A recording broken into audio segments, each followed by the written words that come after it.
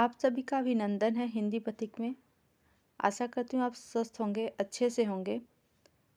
हम रीतिकाल के संदर्भ में कुछ प्रमुख कथनों को देखेंगे जो आपके आगामी परीक्षा की दृष्टि से आपके लिए उपयोगी होगी। तो चलिए देख लेते हैं कथन।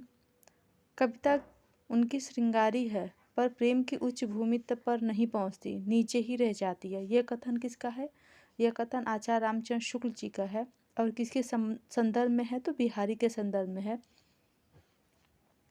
बिहारी के लिए एक उक्ति प्रसिद्ध है कि बिहारी ने गागर में सागर भरा है हिंदी साहित्य में, और ये रीतिकाल के प्रमुख कवियों में भी आते हैं। आगे बढ़ते हैं। रीतिकाल के प्रतिनिधि कवियों में पद्माकर को छोड़कर और किसी कवि में मतिराम की सी चलती भाषा और सरल व्यंजना नहीं मिलती। यह कथन किसका है? यह कथन आचार्य रामचंद्र शुक्ल जी का है और किसके संदर्भ में है? तो मतिराम के संदर्भ में है। वे हिंदू जाति के प्रतिनिधि कवि हैं। यह कथन भी आचार्य रामचंद्र शुक्ल जी का है और यह कथन भूषण के संदर्भ में है। और भूषण जो है उनकी एक सबसे प्रसिद्ध पंक्ति है जो कि अक्सर परीक्षाओं में पूछी जाती है।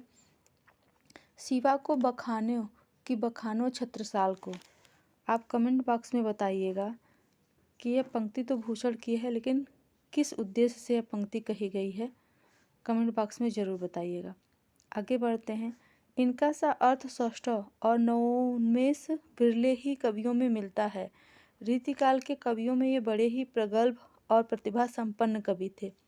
यह कथन आचार्य रामचंद्र शुक्ल का है और यह कथन देव के संदर्भ में है, जो कि रीतिकाल के कवि हैं देव, और इनका पूरा नाम देवदत्त था।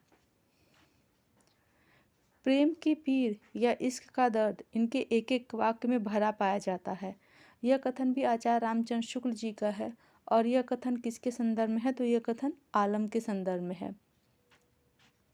आचार्य लोग तो कविता करने की रीति सिखलाते हैं। मानव व संसार में यह कहते हैं कि अमुकामुक विषयों के वर्णनों में अमुक प्रकार के कथन उपयोगी हैं और अमुक प्रकार के अनुपयोगी।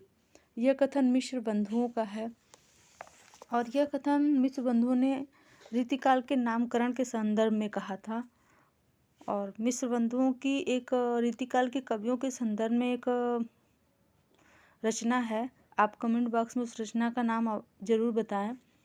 और मिश्र बंधुओं ने रीतिकाल को अलंकृत काल कहा है, ये ध्यान में रखिएगा। तो आज की क्लास में बस इतना ही। आगे ऐसे ही कथनों को और देखेंगे जो आपके लिए परीक्षा उपयोगी होगी। अपनी प्रतिक्रिया कमेंट बॉक्स में अवश्य दें। अगर वीडियो अच्छी लगी हो तो लाइक और सब्सक्राइब ज़रूर कर लें। धन्यवाद।